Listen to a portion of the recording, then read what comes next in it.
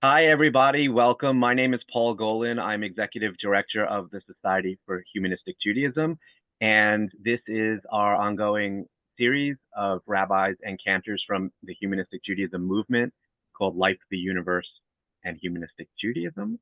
And we're so glad that you're here today. This is a program for members only, members of either SHJ affiliated local in-person communities or our global online community, the Spinoza Chavara, or independent members of the Society for Humanistic Judaism, which is a variety of ways for people to get involved. We also offer a lot of stuff that is free and open to the public, but we just felt like we wanted to give back and thank our members for their ongoing support. We are a nonprofit organization. We rely on membership and donations to continue doing what we do. So if you love humanistic Judaism and you want it to be available for yourself, but also for others, we know that there are many, many people out there who might benefit from knowing that they can be both secular, humanistic, and Jewish at the same time. You don't have to choose between those, and we're trying to help let more people know that that is an option. Today, I'm very glad to be joined by Rabbi Adam Chalom. Rabbi Chalom has served as the rabbi of Kol Hadash Humanistic Congregation since 2004. He earned a BA in Judaic Studies from Yale University, a master's degree in Hebrew and Jewish Cultural Studies at University of Michigan, his rabbinic ordination from the International Institute for Secular Humanistic Judaism, and his PhD at the University of Michigan. Rabbi Chalom is Dean for North America of the International Institute for Secular Humanistic Judaism, the Leadership and Rabbinic Training Institute of the Worldwide Movement of Secular Humanistic Judaism. He also serves on the executive committee of the Association of Humanistic Rabbis and is on the editorial board of the quarterly magazine Humanistic Judaism. And together with Rabbi Jody Kornfeld, he co-edited a new book that just came out called Contemporary Humanistic Judaism, Beliefs, Values, and Practices. Everyone should go get that because we're going to be talking about it a lot more in the coming weeks and months. And maybe we'll hear a little bit about that today, but I will turn it over to Adam now. Welcome, Adam. Thank you, Paul, and thanks everyone for joining. I appreciate giving of your time today. We're going to be talking about time today, since we're going to be thinking about how human beings measure time and define time and keep track of time. If you live in the Northern Hemisphere, you might have noticed that the days are getting slightly longer. It's only getting dark at 4 p.m. and not 3 p.m. or wherever your time zone lands you. And it's a reflection of the basic phenomenon in the world that connects to calendars in most cultures. It's observing what's happening in the world around us, the sky and the seasons in a larger sense. When do the constellations rise and fall in the sky? Why does that length of the day change? And when does it turn the corner from one to the other? When is it perfectly balanced? Why does the moon grow and then shrink and then vanish and then come back again? And maybe there's a way that we can use those stars and the moon and the sun to count the days, to count the coming of the seasons and the years of our lives, even if we're looking at a larger scale. And then we have to decide, which one do we follow? Do we follow the stars? Do we follow the sun? Do we follow the moon? Which is more important? In our general counting, the 1 day definition is a cycle of the sun. Now, the moon cycle is longer. It's 29 or 30 days.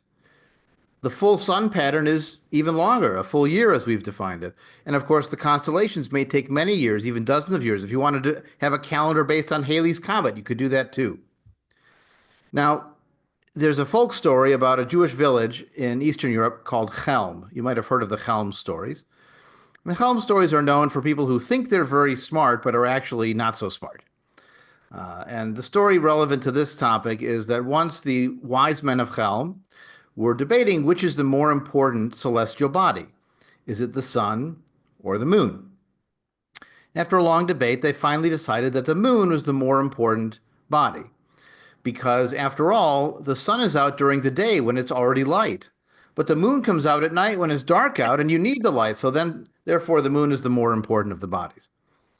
Of course, the irony is we who have a scientific bent know that the light of the moon is actually the light of the sun that's reflecting off of the moon. So they're both the sun, even if one looks like it's coming from the moon.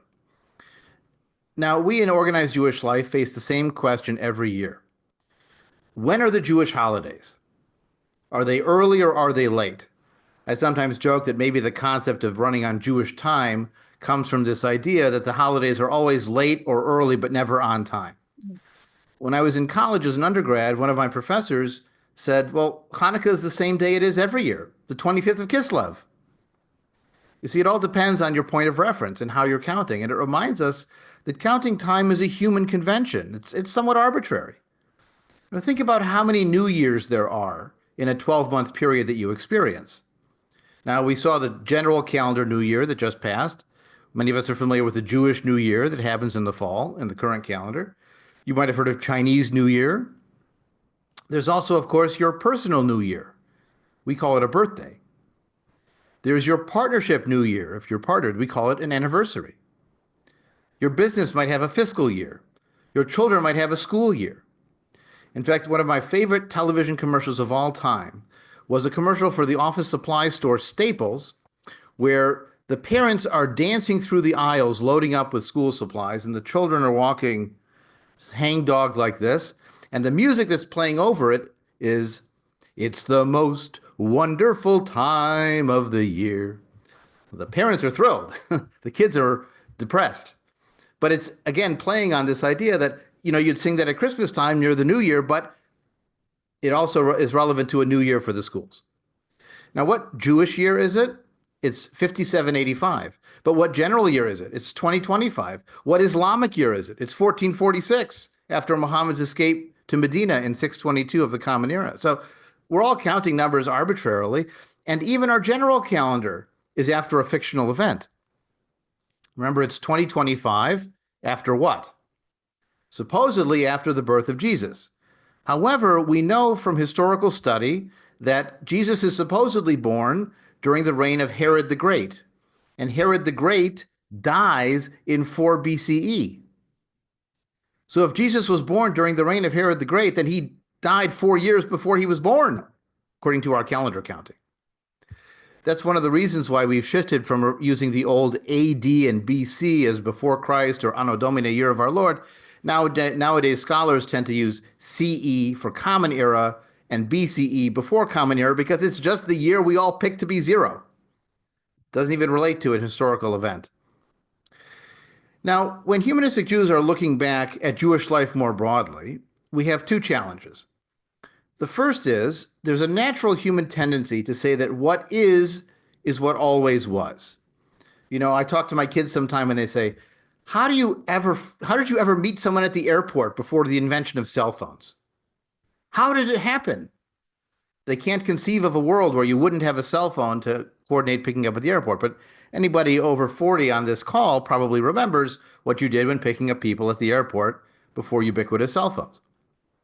Well, the same is true in religious life and in cultural life, that people think it's always been this way. You can see examples of medieval Passover Haggadot, books for the celebration of Passover that have images of the story, but it looks like Moses is in medieval Italy, leaving Mantua, or he's in Baghdad wearing turbans. They're projecting their current cultural context onto that ancient story because it must be the way it's always been. We always create the past in our own image.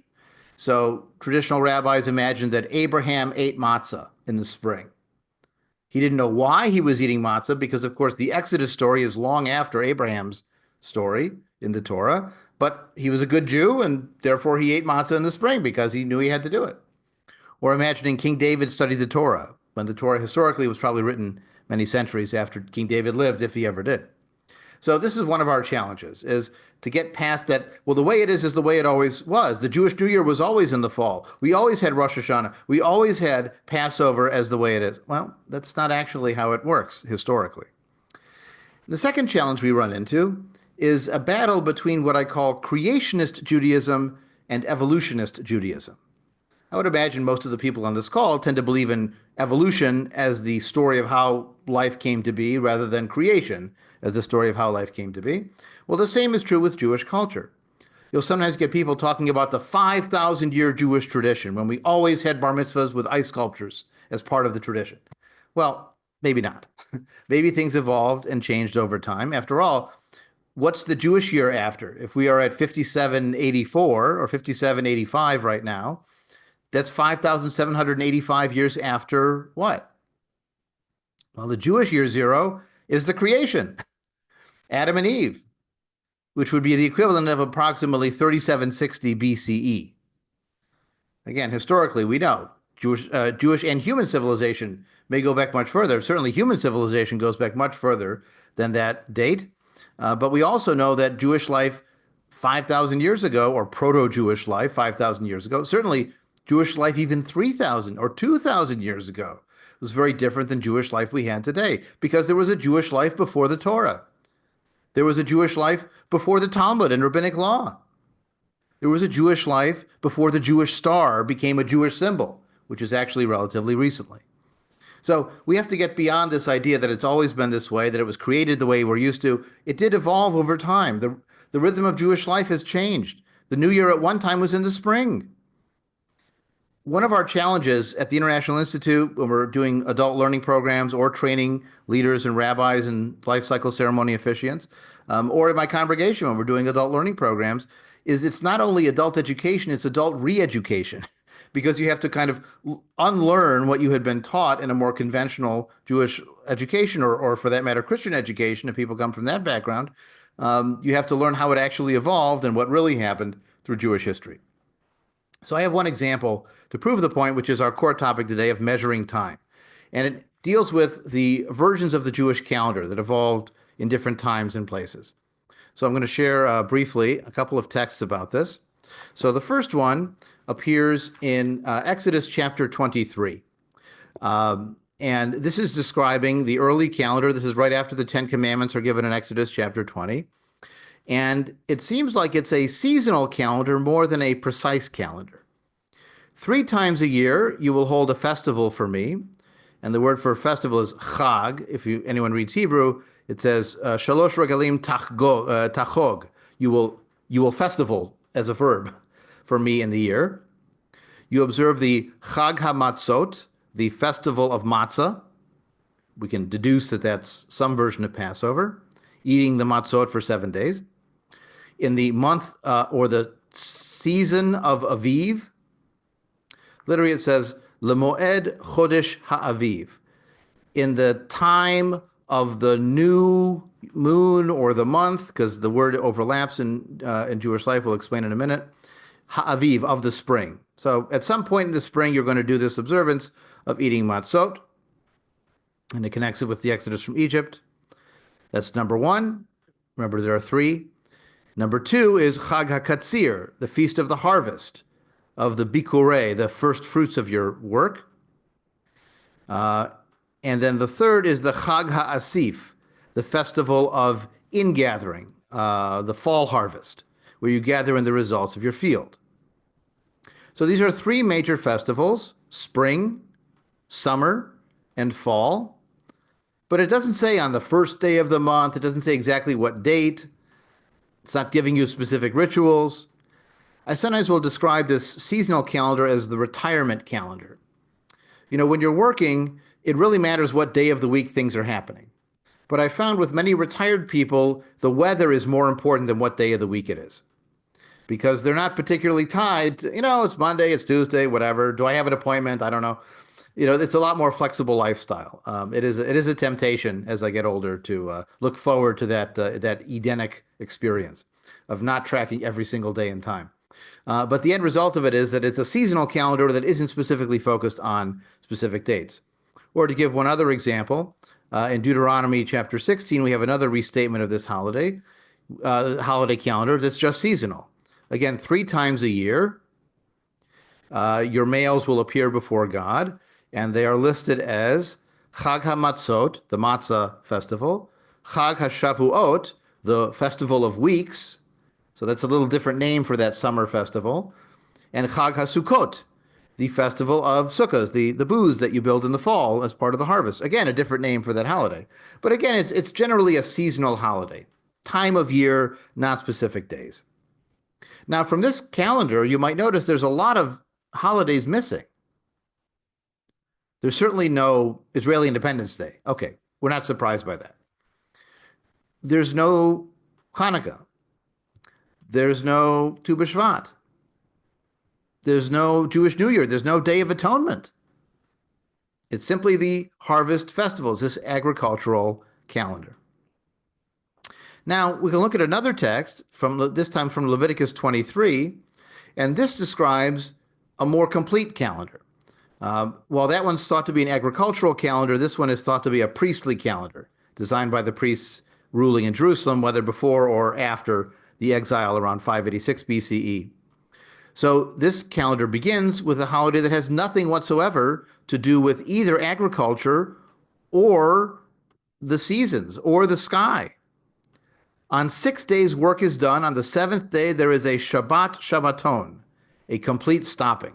You do no work. It's Shabbat every 7 days, right? But that has nothing to do with the sun or the moon or the stars or the season. It's a counting of numbers. And then after that, we get into the seasonal calendar. And here it says, in the first month, on the 14th day of the month at twilight, you will have the Pesach, the Passover offering to Yahweh. And on the 15th day of that month, you have Chag HaMatzot, the Matzah festival. And you eat matzot for 7 days. Now, this begins to sound familiar, right? You've got the 14th day of the month. You've got a specific month. It's in the spring. You've got a combination of the word Pesach, Passover, and the word matzot, matzah. There may be 2 festivals back to back at this point, but it sounds more familiar. And it describes how to celebrate that with 7 days of offerings and so on. Then it says, when you enter the land, you elevate the sheaf, and you count from that sheaf a certain number of days. In fact, you count specifically 7 weeks from, it says, after the Shabbat, after the Sabbath, or the stopping. So if you count 7 weeks, 7 days in the week, 7 times 7 weeks gets you 49 days. And then on the 50th day, you mark a special event. And that's why, by the way, this observance is called Shavuot, which means weeks, plural. So you count 7 weeks from a certain point. There's actually a rabbinic debate. Do you count it from the Shabbat that's during Passover, or do you count it from the first night of Passover as if that were a Shabbat? The dominant ruling that people follow today is you count from the beginning of Passover. So if you look carefully at a traditional Haggadah, it'll say tonight is the first night of the Omer, the first night of the counting of these days, counting the beginning of those 7 weeks. So here we have that summer festival of harvest, the first fruits, that's happening at the end of those weeks. And now we also have a new holiday appearing in the 7th month. This is starting in verse 24. In the 7th month, the first day of the month, you observe a complete rest, a sacred occasion commemorated with Zichron Teruah. Remember hearing the word Teruah? What holiday do we hear Teruah? It's Rosh Hashanah, right? Except it's not called Rosh Hashanah here because this is month number 7. It's not the first month yet. It's month number 7. You have a special blowing of these loud blasts. You do no work on that day. And on the 10th day of the month, you have Yom HaKippurim, the day of literally atonements, plural. We often render it as Day of Atonement. Again, a sacred occasion. You don't feed yourself. You don't do no work, and you're making atonement on your behalf. And in fact, anybody who does not practice this self-denial will be cut off from their skin. It's a very important day. And you'll notice if we're in the 10th day of the 7th month, we're pretty close to the middle of the year, with the year starting in the spring. And then, after the end of the description of Yom Kippur, we have, on the 15th day of the 7th month, there is the Chag HaSukkot, the festival of booths. The first day is a special event. 7 days you offer fire. And then it goes into more detail further down on the 15th day of the month. When you're doing this Sukkot, you take the product of hadar trees, the branches of palm trees and leafy trees and willow. These are what are called the 4 species of Sukkot, including the etrog, that yellow lemon-style fruit. And these are how you observe Sukkot, and it details how to build the sukkah. You live in the booth in the sukkah for 7 days, and so on. So here we have a much more complete calendar that includes a Day of Atonement. It includes a day of blowing the shofar. It includes those seasonal festivals that we saw before, but with more specificity, detailing sacrifices, what day of what month is observed. Notice the months are not named, they're just numbered. But we still find some interesting differences here. We're missing minor biblical holidays. There's no Purim. Well, if this is happening during the Exodus, Purim is another 700 years down the timeline. So maybe it makes sense that there's no Purim mentioned here. None of the fast days that are detailed in later rabbinic practice appear here. There's no mention of Hanukkah, of course, because it's post-biblical, according to the Jews anyways. For Christians, it's part of their Bible. And the New Year, you'll notice, is in the spring. So it's close to our calendar, but not quite there. The point is that Jewish calendar counting has changed over time, just as the Jewish calendar has many layers of evolution to it. Often we'll describe it as a four-tiered cake. Not every holiday has something for every tier, but generally there's a pastoral or a nature experience. Think about the spring, winter wheat harvest, or the fall harvest. You've got a biblical / priestly layer that's often connected to the Exodus from Egypt story, like we saw with the Sukkah. Remembers how you lived in these temporary houses as you wander, or the Passover is not the lamb harvest as much as it is the remembering of the Exodus story, and you paint the lamb's blood on the doorpost. There's also a rabbinic layer, so you've got agricultural, priestly, biblical, and then the rabbinic layer, which often tries to tie in the story to the revelation of the Torah on Mount Sinai, whether it's the written Torah or the rabbinic oral Torah. And then we have modern observances of these holidays, whether it's done in a more secular way in the Jewish labor movement, in Yiddish, or in the kibbutz world, in Hebrew, or in Reform or Conservative Judaism, who make some changes to it, and ultimately in a humanistic Jewish approach as well. And one of the nice things about our approach is we can sift back through all four of those layers to find inspiration. Maybe Sukkot as the nature harvest festival is a lot more inspiring to us than the story of wandering in the desert. And that's part of our library to be able to choose from when we're looking for inspiration. Now, remember that Chalom debate about which is more important, the sun or the moon? It's not only a joke, it was actually a debate in Jewish history.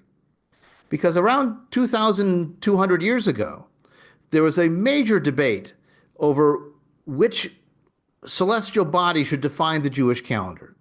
Should it be a month-based calendar, or should it be a sun-based calendar? And if you read the Book of Jubilees, which is part of the Dead Sea Scrolls collection, their library, and there are examples of Book of Jubilees text found elsewhere, so it means it wasn't only practiced or observed in the Dead Sea Scrolls community. It was a broader trend that was part of Jewish life, if not the dominant one. And the Book of Jubilees tries to define the calendar in a way that certain events are always based on a Sunday. And it's organized around solstices and equinox, the days when it's the shortest day of the year, or the longest day of the year, or the evenly balanced days in the spring and the fall. So there was a Jewish debate 2,000 years ago over which was the more important, the sun or the moon. And the dominant strain today is the moon with some adjustment for the sun. So let me give you some math. Some people like math, some people don't. But for those who do like math, you might enjoy this. There's four options for how you can organize a calendar over the course of a year, to mark a full year. One is as I mentioned, the seasonal calendar or the retirement calendar, where who cares what day it is exactly? When it's a springtime, it's spring, and then you have the holiday. When it's the summer harvest, you make a special event for that. When it's the fall harvest, you make an event for that. That's that idea of the chagim, the special seasonal holidays described in Exodus 23 and other places. Now, if you want to be more precise, you could do a purely solar calendar. And many of us live in a culture that draws on the Roman version of the calendar, originally a Julian calendar that became adjusted to the Gregorian calendar. And to simplify the differences, the Julian calendar had a 365-day year, and it added one leap year every 4 years. So one extra day on February 29th every 4 years. However, this didn't stay exactly the way it was designed. And you can know this by just one example. If you know anything about Latin, what number month should September be? Even if you know Spanish or French. Right. September should be the 7th month, and yet it's our 9th month. October, shouldn't it be the 8th month instead of the 10th? November, December, they're all off. Well, what happened was when Julius Caesar and his son Augustus rearranged the calendar, they added 2 months named after themselves, July and August, and it shifted everything off. So we're sort of stuck with that inheritance that doesn't quite make sense, but we're doing it anyways. And the Julian calendar worked reasonably well, except it wasn't precise enough because the sun watching the Earth go around for a full orbit. Remember, it's not the sun going around the Earth, even though it looks like it. It's the Earth going around the sun. It takes 365.22 and more decimal places. That's how many days, how many revolutions it takes for us to go around. Well, if it takes 365.22 and you're adding one leap day every 4 years, it's not 0.25. It's off just a little bit. And over centuries, keeping the same calendar, your solstices and your equinoxes are going to start being on the wrong day. And then what happens? So in the late Middle Ages, Pope Gregory did more math and came up with the Gregorian calendar. It took a little while to take root in the Western world, particularly in the Protestant world, who didn't want to listen to what the Pope told them to do. But ultimately, the Gregorian calendar fixed it. It jumped forward about 10 days to catch up. And now, and this is the calendar we use now, we still have a leap year every 4 years, except when the year is evenly divisible by the number 100. So 1900 was not a leap year. 1904 was a leap year. However, there's another layer. If the year is evenly divisible by 400, then it is a leap year. So 1900 was not a leap year, but 2000 was a leap year because of that second adjustment. And that's specific enough of an adjustment that it's kept us on schedule, with the solstices and the equinox landing on the 21st, 22nd of March and June and September and December. Now, if you do a purely solar calendar, I mentioned that was the preference of the Jubilees calendar, and it was not the path taken in Jewish life. We didn't do a solar-only calendar. Now, you could go the other way and do a purely lunar calendar, only by the month. And that's actually the calendar that's practiced by the Islamic world. Each month is either 29 or 30 days. In fact, you can even hear it in the word month is like munth. It's based on the moon. So in the Islamic purely lunar calendar, each month is 29 or 30 days because it's a 29 and a half day cycle for the moon to go around. The first day of the month is always the new moon, and the middle of the month is always a full moon. If you do 12 lunar months, you get to 355 days. Uh-oh. We're 10 days short of the solar calendar, right? And the Islamic calendar actually doesn't care about the solar calendar. It doesn't care about the seasons. Even if climate change is adjusting what feels like what, in Saudi Arabia, the seasons are hot and sandy, hot and sandy, hot and sandy, and hot and sandy. So it's not like they have a spring harvest or a fall harvest festival that has to stay in season. Ramadan can be in the middle of summer or it can be in the middle of winter. The Islamic calendar shifts about 10 days every year, moving back because it's only 355 days based on 12 purely lunar months. So that's not quite the Jewish calendar either. The technical term for the way the Jewish calendar works is it is a luni-solar calendar. And that's L-U-N-I, not L-O-O-N-E-Y, solar calendar. But it is a bit loony. So here's the way the Jewish calendar works. The months are defined by the moon. The first day of the month is always a new moon. The 15th of a Jewish month is always a full moon, which actually is convenient because if you look up in the sky and you see a full moon, you can say, what holiday is it? So many of the Jewish holidays are right around the 15th of the month. You've got Sukkot on the 15th of the month. You've got Tu B'Shvat is the 15th of the month. Purim is near the 15th. Passover is near the 15th. So a lot of Jewish holidays land on that 15th of the month. There's also a more recently rediscovered holiday called Tu B'Av, the 15th of Av, in the middle of the summer, also on the 15th of the month with the full moon. It makes sense, after all, if in earlier versions of calendars, you had a kind of fertility rite happening in the middle of the month, with the full moon being a fertility symbol. Okay, so we've got the first of the month is the new moon. In fact, in Hebrew, the word for a month is a chodesh, which is related to the word chadash, new. So again, you've got that moon month connection in the Hebrew too. But as we know, that if you were only doing the moon, you'd lose 10 days a year. So the way the Jewish calendar works to adjust is they add a second month of Adar, a second month where Purim takes place in the late winter, early spring. And that second month is added 7 out of every 19 years. So every 19 years, you'll have 7 Jewish leap years, where you add a whole new month in, and then the days jump forward. So that's why, if you're looking at how Jewish holidays appear on a general calendar, it'll be moving back 10 days, and then back 10 days, and then forward 20 days, and then back 10 days, and then forward 20 days, then back 10 days, then back 10 days. It's bouncing around in that pattern because of whether or not it's a Jewish leap year, adding a full month in that late winter, early spring. Now, I have to tell you the dark secret about that calendar. We didn't invent it. We didn't even do the math to start. It's actually a Babylonian version of the calendar that we learned when we were living in Babylon during the Babylonian exile and afterwards. We found examples of this calendar dating back to 2000 BCE, long before there was a King David or any kind of established Judean state. And in the Babylonian calendar, the first month is called Nisanu. It happens in the spring, just like the Jewish month of Nisan.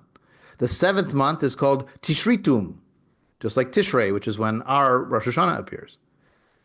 The winter months are Kislimu, like Kislev, when Hanukkah appears. Tevetum, like Tevet, the fast of Tevet. Shabbatu, like Shvat, like Tu B'Shvat. Adar is called Adar in both calendars. So we didn't even do the math. We're just the only ones still following the Babylonian calendar because it still works. The math still works. But this is also why the Torah calendar starts in the spring, because it's modeling on this Babylonian version where their first month was in the spring. There's even a Jewish holiday marking the beginning of each month, which you may or may not have heard of, called Rosh Chodesh, which means the head of the month, or the head of the new moon, all connected to this luni-solar calendar. But there are 2 Jewish innovations to this calendar. The first is that we moved the new year to the fall. At some point, at the end of the Bible, beginning of Rabbinic Judaism, the thought was we needed the new year in the fall instead of in the spring, and so it was adjusted. And the other change we made to that Babylonian inheritance was this idea of Shabbat, that you would have a holiday every 7 days, independent of the season, independent of the moon cycle or the sun. It was simply human beings counting and imposing their sense of time on the universe. Now, Shabbat claims to be the anniversary of creation. But if we believe in evolution, we think of it as something that people came up with and added to the rhythm of Jewish time. So I have one more answer to the Chalom question, which is more important, the sun or the moon? It's the same answer, but a different question. How do we know the moon is more important than the sun for the Jewish calendar? When does the Jewish day start?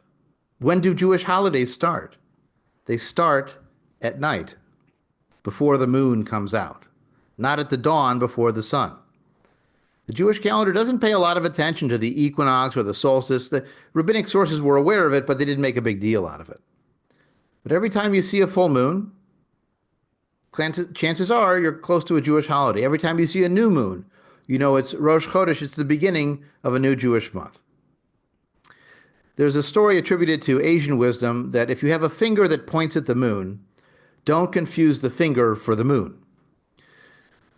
It's describing the imperfect striving for truth. But my point is that the calendar is the finger. The calendar is pointing at the world. It's a human creation that's based on the natural world, but not intrinsic to the natural world. It's human beings putting order into the universe, which is what we do all the time. And by keeping a calendar, by keeping many calendars, we are living the power of human beings to bring meaning to the world. And I want to conclude with a passage that we use in my congregation's Rosh Hashanah services from time to time that talks about the importance of the calendar. The universe knows no calendar. The earth has no clock. Humanity does. There are times when we pause our constant motion, look at the world we've built for ourselves, and wonder, what does it all mean? Is it all worth it? And can I go on? It is those times our deepest need is for renewal. If people learned anew in every generation, we would never progress. Language, culture, and civilization exist because past generations provided experience and wisdom.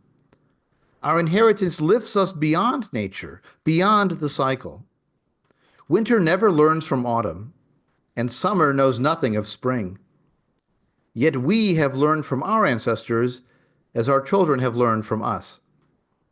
We are renewed by what is timeless in the human experience: family, love, ideas, and community. We renew each other with our love and support. We renew ourselves with commitment to core values. We are the meaning of life. We go on.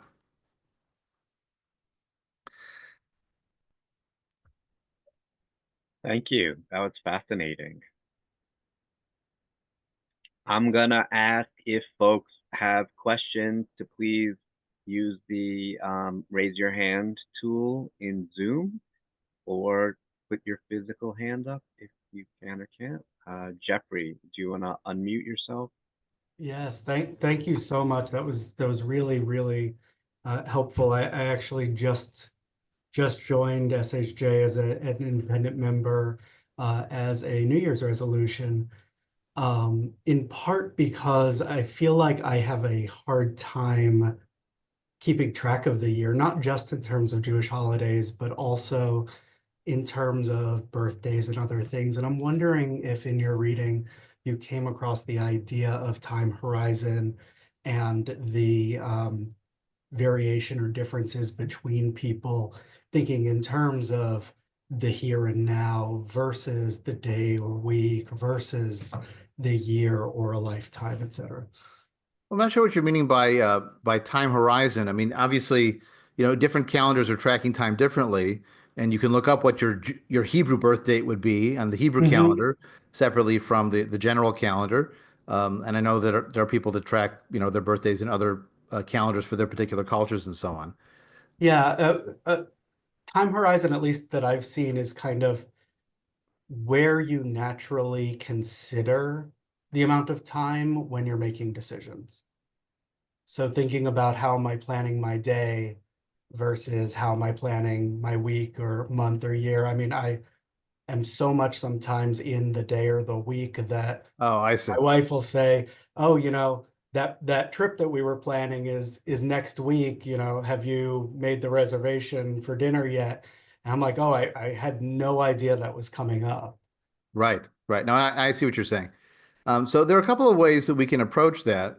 Having the rhythm of seasons and a calendar that defines things for you is helpful. Historically, actually, Jews didn't track birthdays very much. At least Eastern Ashkenazi Jews in Eastern Europe, they would say, "Oh, you were born around Hanukkah, or you were born near Passover." Like their point of reference were the holidays, but the day of birth was less relevant. I mean, we also have to remember this is an era where there was so much higher infant mortality that the life was more important than the moment of birth. And you did track, however, something called the yahrzeit, which is the death anniversary. So you would remember the day someone had died, you lit a special candle, you said special prayers. That was again a new year, an anniversary that you would mark. And so that would help organize time for you as well. In sort of a practical sense, there are times we need to focus on one day at a time. Actually, our institute has a wonderful book called Morning Meditations, which is a daily reflection on humanistic values and perspectives. One of our leaders who graduated from our leadership program wrote many years ago. Some people use that as sort of a daily mantra kind of a reflection to organize their mind at the beginning of the day. And then in the bigger picture, yeah, if you look, Google Calendar is a wonderful thing, right? You can add in Jewish holidays and bam, they're all there. And you might come across the Fast of Gedalia. What? What's that? I've never heard of it. So you can dig into it and you can decide whether or not you want to fast on that day. And the other thing to point out, by the way, I should have made this joke earlier when dealing with holidays. You've probably heard the story that Jewish holidays are about. They tried to kill us, they failed, and let's see. Someone actually did a statistical analysis of Jewish holidays and discovered that most Jewish holidays do not follow that pattern. Because if they're a fast day, there's no eating. If it's remembering a disaster like the destruction of the temple in Jerusalem, they did kill us. Um, and if it's a festival that we're celebrating like Rosh Hashanah, who's trying to kill us? I mean, maybe God is because he's judging us, and it's a chutzpah, a humanistic perspective. But in general, nobody's trying to kill us. We're just eating. And again, Yom Kippur, we're not eating because it's a fast day. So the reason why people think that all Jewish holidays are like that is because the holidays that most Jews celebrate the most are like that. Hanukkah fits that pattern. Passover fits that pattern. And Purim fits that pattern. If they tried to kill us, they failed. Let's see. So people assume, well, these are the only ones I celebrate, so that's what all Jewish holidays must be like. Part of our challenge as we're providing adult learning is to deepen our knowledge beyond the joke level and understand some of the more subtle aspects of Jewish life. And if that helps people organize their time or their approach, then wonderful. We actually recorded during the pandemic a whole class we call an Introduction to Jewish Culture, which dives into each of the holidays in some more depth. It's all available on the Institute's YouTube channel, which you can either find from our website, there's a link, or you look up IISHJ vid, all one word, on YouTube. That's the name of the channel, and you can find the playlists, and it has all those holidays in more depth, as well as some overview of the calendar. And maybe that, would be an interesting way to go through the year looking at that. And then the last point I'll make is there is a traditional Jewish ritual of reading a particular portion of the Torah every week as another way to organize time. And people would remember their bar bat mitzvah because it was assigned on this particular Torah portion, and that's how they organized their year that year. So that's another option, and we do have a playlist with Torah portion commentaries as well. It's not complete yet. It's got about half of the Torah portions covered, but that's another option. There's a lot of resources out there in the general Jewish world looking at Torah readings and so on, and there's even a program encouraging people to read the whole Hebrew Bible in a 365-day year. You can do it. It's called Project 929. And if you want something daily, there's always someone out there happy to tell you what to do every day if you want to. Thank you so much. It felt like Kismet after signing up to see that this was the first talk, because this was in so many ways what I was trying to reconnect to. So thank you. Awesome. Well, and welcome. Thanks for being here. And I like Kismet better than divine intervention. So thank you. And, anyone else have, there is an interesting comment in the chat about, you had talked about the change from AD to CE, for example, as, being corrective rather than inclusive. The reality is I mostly only see AD and BC anyway. So I don't know how inclusive it's become, but that's an interesting point. Yeah, I think it's really both. I mean, for some people, it's more inclusive because obviously, if you're not Christian, it's not the year of your Lord. But it also has this element of, if you want to be academic about it, there's a mistake. Someone did the math and wound up with that answer. Anyone else want to ask a question? Please put your hand up. Richard. Yeah, thanks, Adam. That was really great. This is, I'm afraid, a little tangential, but I've been intrigued for a long time why the stretch of 40 days and 40 nights is significant in ancient texts. So I'll tell you what my Rabbi Sherwin-Wide told me, with the caveat that I have since learned that he would often make up an answer that made sense without any evidence. So, okay. He said it's the number of fingers and toes of the primordial couple. Just like we have 10 fingers and toes in a conventional counting, so that's 10 commandments and, so on. So if you have a primordial couple of 40 digits, then that's where he got the number. I don't know. Look, Babylonian culture was focused on the number 8, I think. It was like a base 8 system, which we find really odd.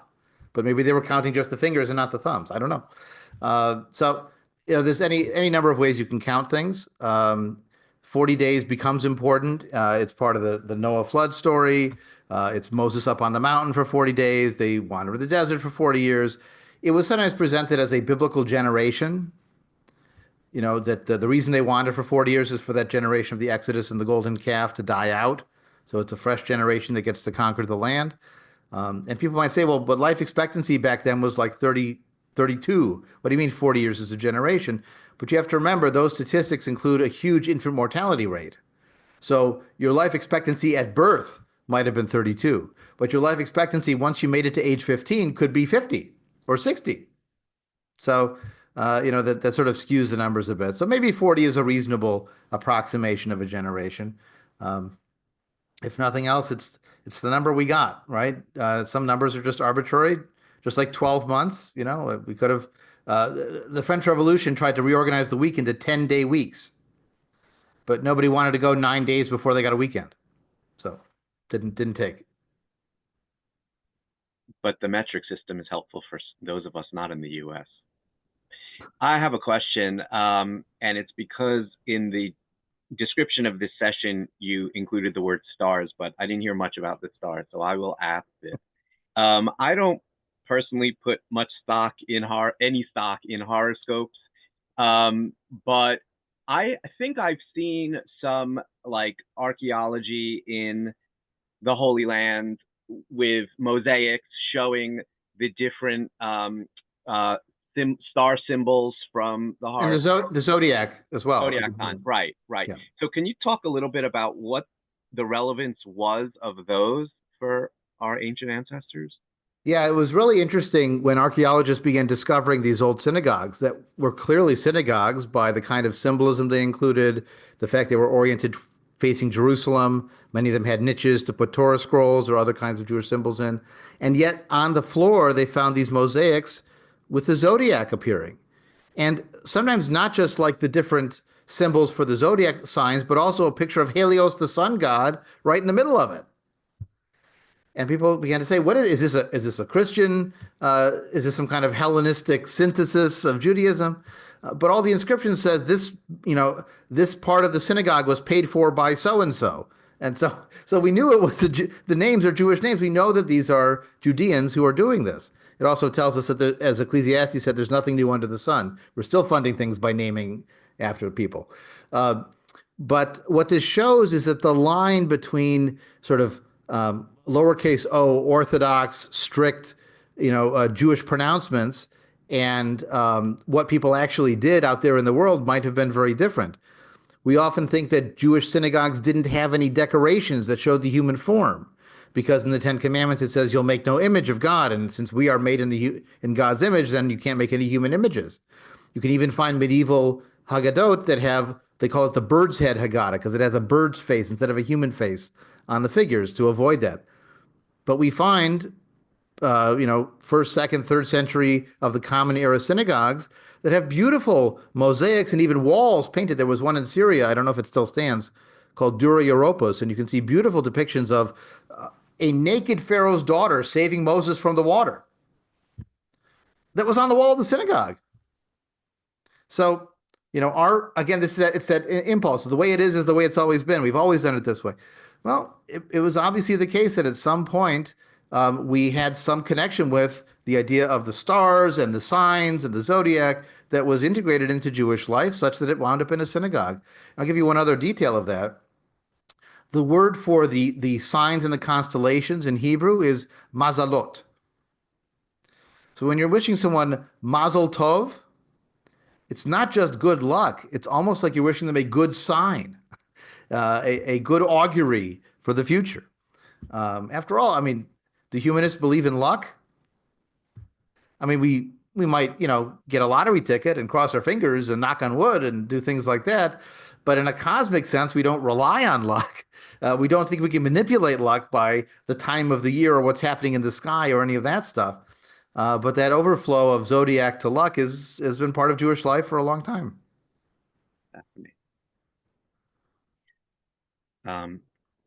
That is just what a Sagittarius would say. No, I don't know what that means. Anyone else? I'm a Libra. I won't take offense. Okay. I don't know what any of that means. Anyone else have a question or comment? Please just put your hi. Go ahead, Livia. Hello. Yes. What I wanted to ask was how much of the origin of Christian Easter was employed to be anti-Semitic? Because the way that Christian Easter was calculated was okay, here's when Passover is, here are the days in which Easter is supposed to be, so add that much to Passover. And then from what I know, they said, okay, let's make our own calculations because we couldn't rely on those backwards people. So how was the story on that more precisely? So I know less about the Christian calendar history than I do Jewish, but I'll take my best stab.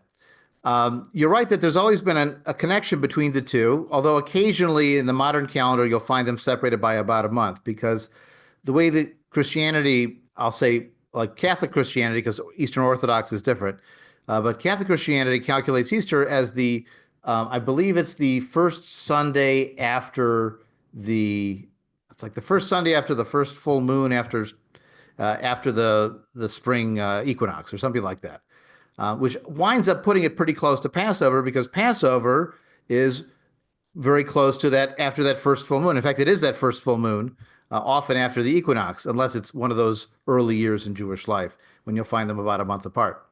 But you're right that there always was a connection between the two. There's some debate actually over whether the death and resurrection of Jesus is in fact something that happened before Passover or after Passover, depending on which gospel you read. Because if you read the first three gospels, the synoptic gospels, they describe Jesus having this gathering with his followers as part of a pilgrimage festival. He gives the wine and the bread. We think of as sharing the matzah and the Seder cups. And then he's arrested after that in the Garden of Gethsemane. He's taken up to Herod for trial and then brought back down, and he's scourged, and all the things happen. But in the Gospel of John, they have the Last Supper. Jesus is arrested, and then he's taken to the hill of Golgotha where he's going to be crucified. And it says in the Gospel of John that this is the same time that they were sacrificing the Passover lambs on the Temple Mount in Jerusalem. In other words, it was the afternoon just before the first Seder, that evening of the 14th, just before the 15th. So even the day Jesus is crucified on, there's a debate between the Gospels. Now, the reason that John did this is that he wants to make the point that Jesus is the Lamb of God. Just as the human beings are sacrificing their lambs at the Temple Mount, God is offering his lamb as an atonement on behalf of the entire world. And that date is moved to differentiate Jesus from the Jews. And the later you go, in the early Gospels, Jesus is seen in a very Jewish context. In some of the later authored Gospels, there's very much a Jesus is over here and the Jews are over there, or the Pharisees are over there, very much in an oppositional language. And you're absolutely right that at some point in the evolution of the church, they tried to differentiate it from Passover, to separate it from depending on the Jews for having to count when their major holiday would be observed. Obviously, Easter would become a very fraught time of Jewish-Christian relations because it's reminding the Christians of what, quote, the Jews did. And there's a terrible line, I believe, in the Gospel of Luke, where the Jews are given the chance to spare Jesus' life, and they call out, his blood be upon us and upon our children. If you've ever heard about a passion story or passion play being done, that often was the precursor to anti-Jewish riots. Christmas actually wasn't as dangerous because it was so damn cold in Eastern Europe that you couldn't get as many pogromists together to leave their house. But Easter, unfortunately, was often the time of really anti-Jewish violence, in part because they wanted to get back at the people that did this to their savior, and they couldn't get back in time, but they could get the Jews right next to them. And so that became a dangerous time. So whether it was designed that way in the early church or whether it evolved into that, that's harder to say. Well, thank you. This has really been fun and interesting, and I don't want to end without inviting everyone to join Rabbi Shalom again a week from this Saturday, where we will be able to kind of join in through live stream the in-person book launch of your new book. That's the afternoon of Saturday, January 25th, and there it is. You want to, give a very brief description of what that book is? Sure. Well, 30 years ago, in 1995, our institute published an anthology called Judaism in a Secular Age, which was collecting some of the early ideas and thoughts that led to the evolution of secular Judaism more broadly and to humanistic Judaism specifically. About 5 years ago, I took a look at that book and I realized that sadly, many of the people who contributed to the section on humanistic Judaism aren't with us anymore. And some of our ideas have changed, and we have a lot of new thinkers and ideas available. And so that's really, it was a need that needed to be met. So over a long process, I and my co-editor were able to work through the Jewish Publication Society, and we've created an anthology that really covers the basics of secular and humanistic Judaism, organized into 4 sections. One is on our beliefs and our philosophy. One is on our approach to Jewish cultural identity and how we define our Jewishness and express it through culture. There's another section on identity itself, how we handle conversion, adoption, what it means to be Jewish, also how we deal with Israel, Zionism, and diaspora questions. And then our 4th section, we decided let's include some examples of how we actually approach Jewish life. What would a humanistic ketubah look like for a wedding couple? How do we welcome children into the world? What's our approach to Shiva and memorials? How do we educate our youth, and what's our philosophy of learning? And we felt it was really important to include examples of what we do. I've sometimes described humanistic Judaism, it's like trying to understand what a basketball game is like by reading the rule book. You have to see it done, and then you get it. So watching services, experiencing, attending services, if you have a local community, really helps clarify who we are, what we do, and how we combine our values and our beliefs and identity in one harmonious combination. So that's how we tried to put the book together. As someone commented, it is available on bookshop.com. It's also available on Amazon if you're willing to use that platform. There is an ebook available as well if you prefer non-print. That's possible too. You can also buy it directly from the Jewish Publication Society, jps.org. And there's currently a discount of 40% for individual copies if you buy it directly from the publisher. If you just go to jps.org and look for their listing for the book, you can get a 40% discount. You do have to pay some shipping, but it works out cheaper. That's another option, just to go straight to the publisher and get the book that way. For those who are in the Chicago area, we will have books for sale at the event. And I hope you'll have a chance to see it, the live stream. We will be recording it if you can't make it, and that will be available on the Institute's YouTube channel in the future. Awesome. We're looking forward to it. Thank you again. It's always great learning with you. And thanks, everybody. We'll be back next month with another program in this series. Hope you all have a great day. Take care. Bye-bye.